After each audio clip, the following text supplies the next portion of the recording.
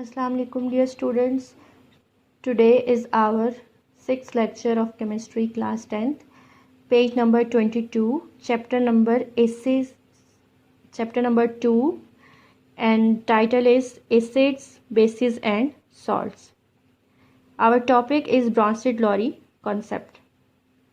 आज का जो हमारा टॉपिक है चैप्टर नंबर 2 में एसिड्स, बेसिस एंड सॉल्ट्स के अंदर ब्रॉन्स्टेड-लॉरी कॉन्सेप्ट है।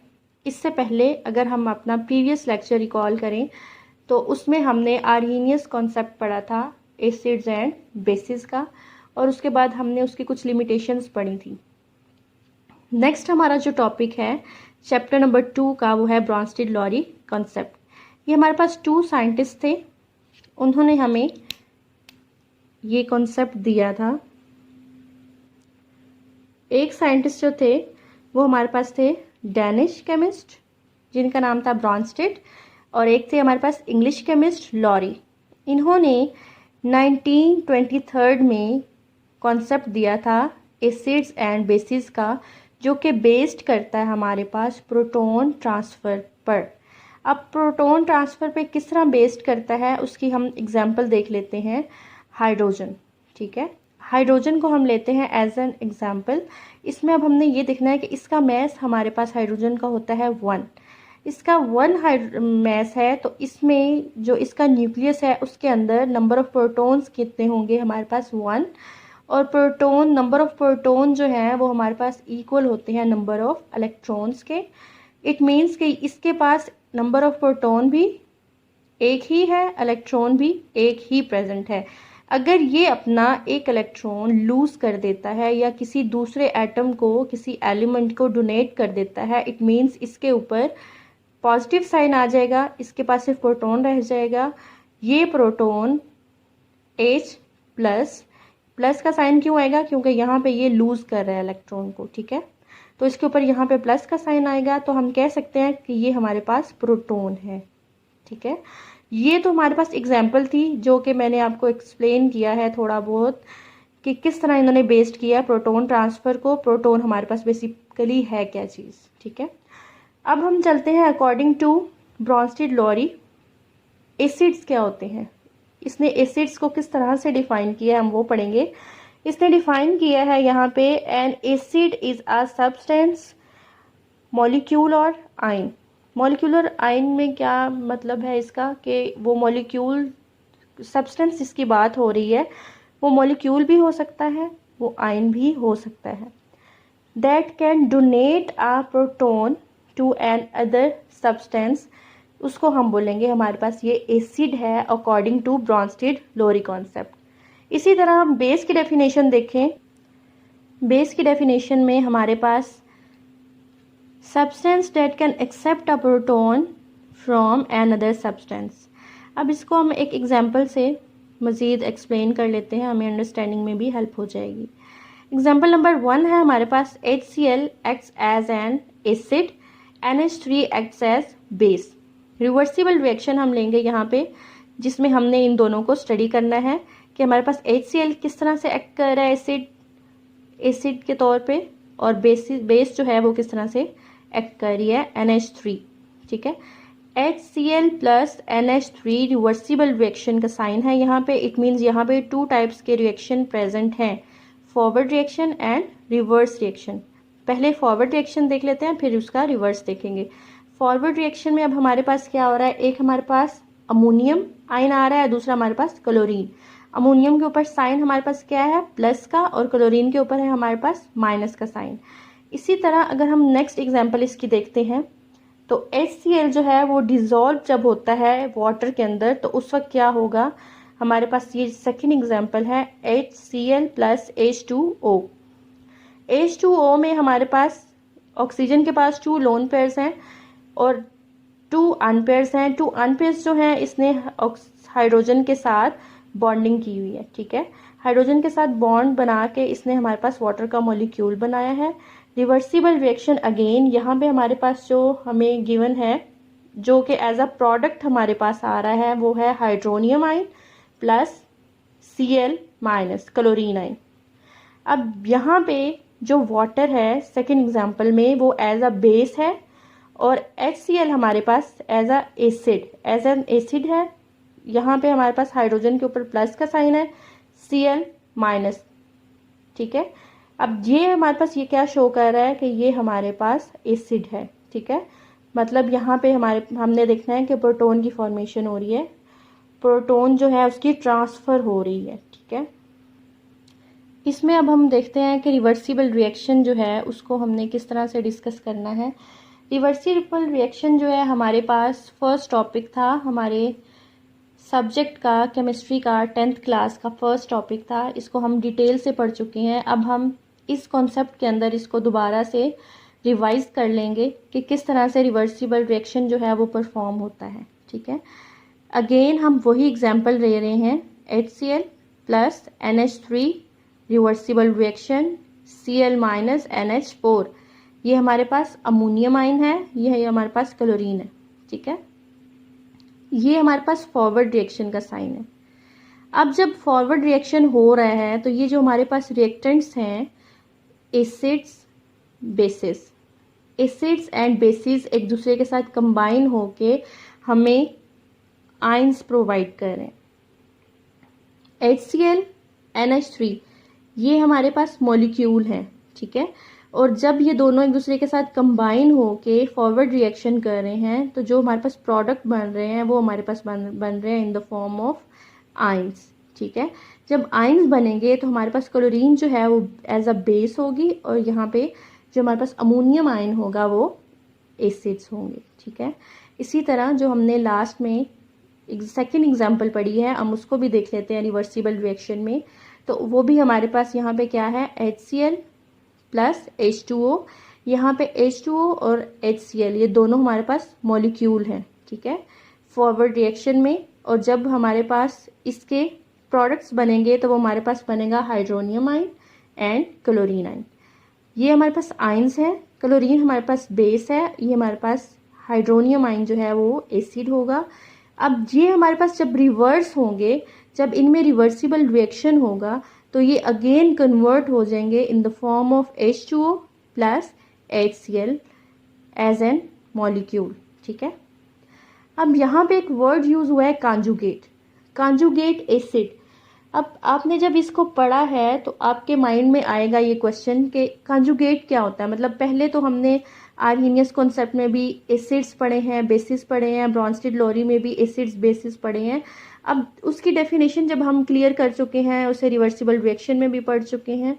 अब हमारे पास ये कांजुगेट एसिड की जो टर्मिनोलॉजी यूज़ हुई है इसका मतलब क्या है, इसका मीनिंग क्या है और हम इसको यहाँ पे क्यों यूज़ कर रहे हैं, ठीक है। अब यहाँ पे इसको एक्सप्लेन करने से पहले इसको डिफाइन कर लेते हैं। A conjugate acid is a species formed by accepting a proton by a base। Students mostly जो हम लोग स्टूडेंट्स होते हैं मिस्टेक करते हैं किस चीज़ में, कंजुगेट एसिड्स के अंदर। इसकी जो स्टेटमेंट है उसको आपने अच्छे से समझना है, अच्छे से अंडरस्टैंड करना है, उसका कॉन्सेप्ट आपको क्लियर होना चाहिए, वरना आप कांजुगेट एसिड में बेस लिख दोगे और कांजुगेट बेस के अंदर आप एसिड की डेफिनेशन लिख दोगे जो कि आपकी रॉन्ग हो जाएगी, ठीक है। अगेन मैं एक्सप्लेन कर देती हूँ। A conjugate acid is a species formed by accepting, accepting का वर्ड यूज हो रहा है। एक्सेप्टिंग क्या, अ प्रोटोन, प्रोटोन एक्सेप्ट करना है बाय अ बेस, ठीक है, by a base accepting a proton. हमारे पास ये क्या है, कांजुगेट एसिड। स्टूडेंट्स अक्सर मोस्टली इस चीज़ में मिस्टेक कर जाते हैं, वो कहते हैं यहाँ पे एक्सेप्टिंग प्रोटोन का वर्ड यूज हो रहा है, इट मीन्स ये तो हमारे पास कांजुगेट बेस होगी, एसिड नहीं होगी। तो यहाँ पे हम लोग मिस्टेक करते हैं, ब्लंडर करते हैं बहुत ज़्यादा, ठीक है। आपने इस चीज़ को देखना है कि यहाँ पे वो स्पीशी जो कि accepting a proton by a base, तो वो हमारे पास कांजुगेट एसिड है। जबकि अगर हम बेस की बात करें तो उसमें क्या होगा, a conjugate base is a species formed by donating a proton, ठीक है।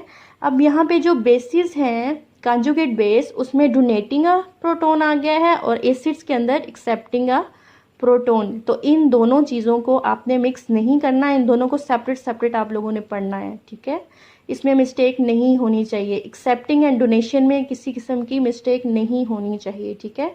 उसके बाद हम यहाँ पे एग्जाम्पल लेते हैं HCl plus NH3 reversible reaction, like हमारे पास है ये क्लोरीन, यहाँ पे अब जो हमारे पास क्लोरीन है और यहाँ पे हमारे पास अमोनियम है, अमोनियम आयन।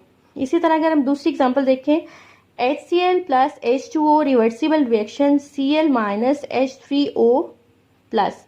अब ये जो हमारे पास Cl माइनस है ये कंजुगेट बेस है। कंजुगेट बेस क्यों है? ये क्या कर रही है? Formed by donating a proton. और ये हमारे पास हाइड्रोनियम आयन जो है ये कंजुगेट एसिड है। क्यों एसिड है? By accepting a proton by a base. ठीक है, मिक्स नहीं करना स्टूडेंट्स, मैं आपको बार बार बता रही हूँ। यहाँ पे हमारे पास अक्सर मिस्टेक हो जाती है, हमें आता होता है, हम कंफ्यूज होके एसिड्स की जगह पे बेसिस लिख देते हैं और बेसिस की जगह पे एसिड्स लिख देते हैं। ऐसा नहीं करना, ठीक है।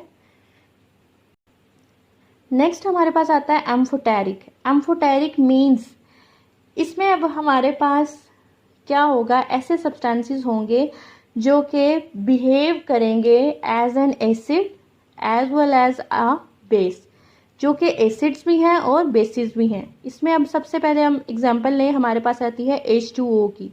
H2O हमारे पास ऐसा मॉलिक्यूल है जो कि एम्फोटेरिक है। एम्फोटेरिक बता चुकी हूँ क्या होता है, ऐसे सब्सटेंसेस जो बिहेव करते हैं as an acid as well as a base. Equation से हम इसको फाइंड करते हैं किस तरह से हमारे पास ये as an acid and as an base जो है वो काम कर रहा है। सबसे पहले हमारे पास एसिटिक एसिड है CH3COOH plus H2O reversible reaction. यहाँ पे हमारे पास हाइड्रोनियम आयन आएगा एंड CH3COO माइनस। ठीक है, अब ये हमारे पास जो CH3COO माइनस है ये हमारे पास आया है conjugate base and hydronium ion जो है ये हमारे पास आया है कंजुगेट एसिड। ठीक है, इसी तरह हमारे पास अब सेकंड एग्जांपल है इसकी NH3 plus H2O reversible reaction, forward and reverse reaction both यहाँ पे हो रहे हैं। यहाँ पे हाइड्रोनियम आयन अमोनियम आयन है एंड OH माइनस। यहाँ पे अगर हम वाटर देखें तो वाटर का हमारे पास वाटर मॉलिक्यूल में हमारे पास H plus and OH minus आता है। H के ऊपर हमारे पास पॉजिटिव का साइन है और OH के ऊपर हमारे पास माइनस का साइन है। ठीक है, ये हमारे पास यहाँ पे हमारे पास एज एन एसिड, यहाँ पे एज एन बेस जो है हमारे पास H2O वर्क कर रहा है। ठीक है, और जो हमारे पास क्या है एम्फोटेरिक हमारे पास टर्मिनोलॉजी यूज़ हुई है ऐसे सब्सटेंसेस के लिए। ठीक है, ये यहाँ पे इसका जो कॉन्सेप्ट है वो कंप्लीट होता है। इस टॉपिक को हम यहाँ पे एंड करेंगे। एक हमारे पास इसका जो लास्ट टॉपिक का जो पॉइंट रह गया है वो हमारे पास लिमिटेशंस। ठीक है, लिमिटेशंस में अब हमने क्या देखना है, जैसे कि हमने आर्हीनियस कॉन्सेप्ट में भी लिमिटेशंस देखी थी, उसके बाद हमारे पास ये कॉन्सेप्ट आया था ब्रॉन्स्टेड-लॉरी का। अब हमने इसकी लिमिटेशंस देखनी है कि इसमें क्या क्या मिस्टेक्स तो नहीं कह सकते, हम ये कह सकते हैं कौन कौन सी चीज़ है जिसकी कमी है, मतलब जिससे हम और ज़्यादा इम्प्रूव कर सकते हैं, जो कि नेक्स्ट हमारे पास एक और कॉन्सेप्ट होगा, एक और साइंटिस्ट का होगा, किस तरह से उन्होंने उसको एक्सप्लेन किया है और जो चीज़ें यहाँ पे प्रूव नहीं की गई वो उन्होंने किस तरह से अपने कॉन्सेप्ट में प्रूव की हैं। ठीक है, तो इनकी लिमिटेशंस में हम देखते हैं। सबसे पहला जो पॉइंट है वो है certain substances which behave as acids do not donate proton. Like हमारे पास एग्जांपल है SO3 की। ठीक है, अब वो क्या कह रहे हैं कि ये हमारे पास एसिड है लेकिन इसके अंदर एबिलिटी नहीं है कि ये प्रोटोन को डोनेट कर सके, क्योंकि इसके अंदर प्रोटोन प्रेजेंट ही नहीं है।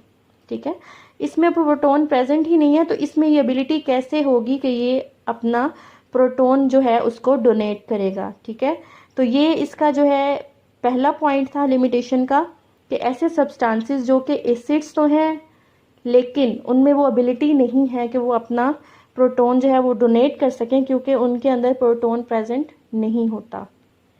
दूसरा जो हमारा पॉइंट है उसमें है हमारे पास CaO behaves as base but it can not accept a proton. ये हमारे पास है तो बेस लेकिन प्रोटॉन एक्सेप्ट नहीं करती, इसके अंदर एबिलिटी नहीं है कि ये एक प्रोटॉन को एक्सेप्ट करे। तो ये हमारे पास लिमिटेशन है एसिड्स की, बेसिस की, according to the Bronsted Lowry concept. अब नेक्स्ट इंशाल्लाह हम थर्ड कॉन्सेप्ट को डिस्कस करेंगे अपने नेक्स्ट लेक्चर के अंदर।